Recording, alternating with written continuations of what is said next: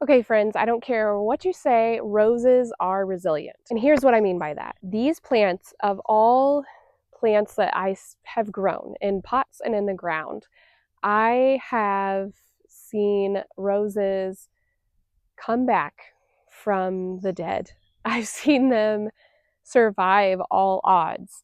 And most of the time, the odds are the things that I have actually done to them. Like, I have actually put them in these situations and they have made it. So, to me, that just tells me that roses can be for everyone. I really think so. Now, that being said, there are some things that need to be kept in mind when you are selecting roses for your garden. For example, if you live in the far north, you probably don't want to select hybrid tea varieties because a lot of them are not going to be hardy to your zone.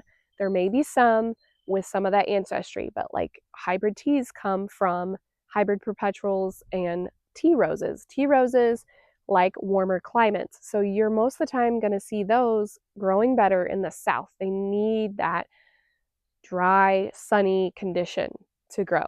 So that is just one example. But roses have been transported all over the globe. Like literally, Robert Fortune went out to China in the 1840s and did all this exploration and brought back a bunch of roses to Europe, and all of those roses ended up being bred together and created our modern roses today.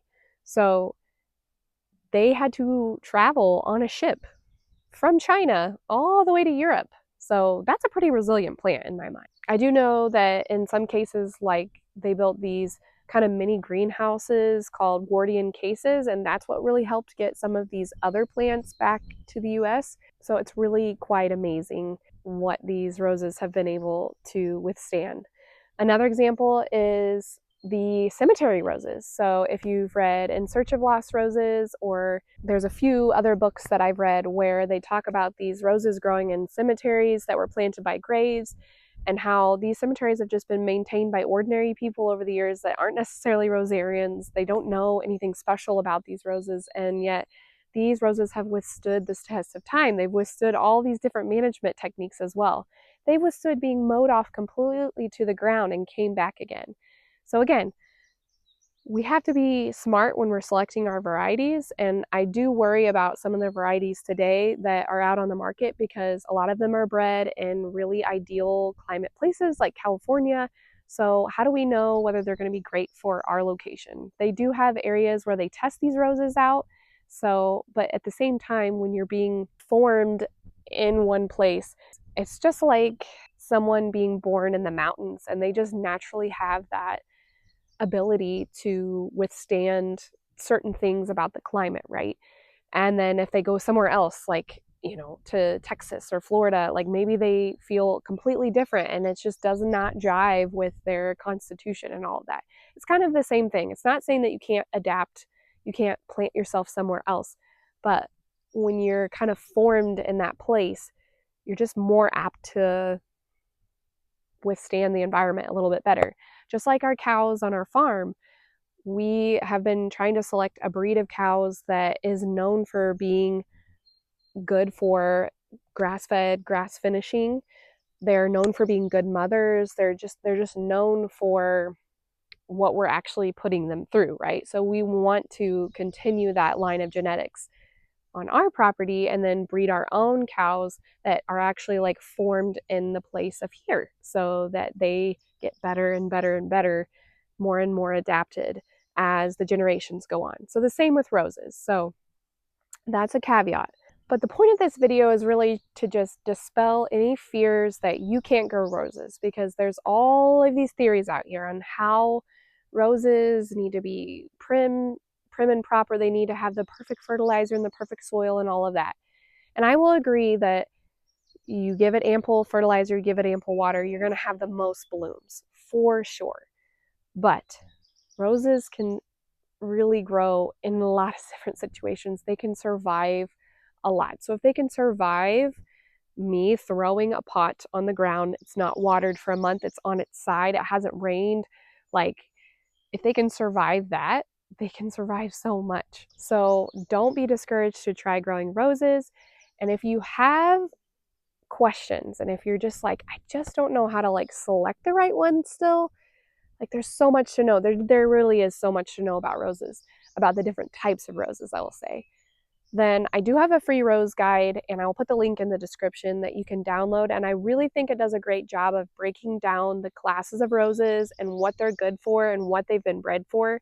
Again, today things have been kind of like bred back and forth, so there's a little bit of confusion amongst all of them. But if you kind of have that in your mind, then it helps you a little bit choose the best variety for your garden. And just know that as long as you're getting it in the ground, most of the time it'll take care of itself.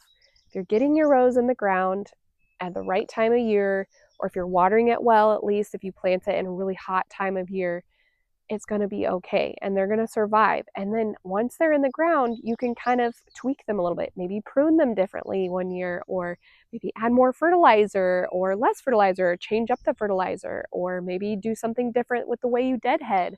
Maybe you deadhead a lot deeper into the plant. So there's just so many different things that you can do to help the plant when it's already in its spot. Now, I will say, like, everybody talks about amending the hole before you plant. Like, that can be important, but for the most part, they're so, like, they really don't care for the most part. I have had issues with, like, really heavy clay soil, and that's just for the fact that most plants weren't growing there. So if most plants are not going to grow there, then no, maybe a rose won't, but actually, maybe it will. Don't cross roses off your list just yet if you're a new gardener, or if you're a seasoned gardener and you just haven't dabbled in roses. I have fallen in love with them, and I just want to shout to the world that you should all try them, because I have severely abused and neglected a lot of my roses, and they have made it. They have made it despite my ill care, despite me being so busy and having to deal with all the things that life entails. They have made it. And so it's been really fun. I'm also learning that maybe we shouldn't be treating roses as something that blooms all year long like we want them to. I think sometimes we have that in our mind, maybe because roses were traditionally grown in greenhouses and they were accessible for all year round, and they still are in the grocery store. But roses really kind of have two bigger bloom periods, especially in the spring, but then in the fall too. Like, they do like it to be a little bit cooler. And so you just don't, I'm noticing now our summers seem to be a lot hotter, and we have serious Japanese beetle pressure. And I just don't think that roses in high summer are kind of a thing. Like, I just don't think that they go together, at least for me. And so I'm just expecting to not see rose blooms in the summer. And I'm okay with that. And it works out great. But in the fall, like the last 2 years, I've been so pleasantly surprised. I've had such beautiful blooms. And so I just think roses are worthy of a spot in your garden. And I hope that you can take it as a sign of encouragement. If you have any questions, please let me know. And happy rose growing.